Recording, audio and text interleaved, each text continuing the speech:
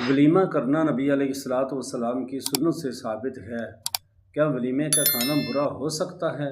جی، ولیمے کا کھانا برا ہو سکتا ہے۔ کب؟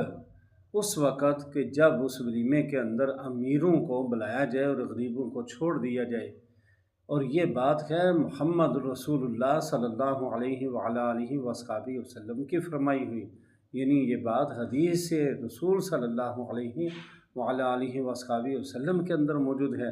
لہٰذا ہم جہاں امیروں کو بلائیں تو غریبوں کو بھی یاد رکھیں، غریبوں کو بھی اہمیت دیں۔ اللہ رب العزت سے دعا ہے کہ اللہ تعالیٰ سب کو صرف اپنا محتاج کرے اور کسی کا محتاج نہ کرے۔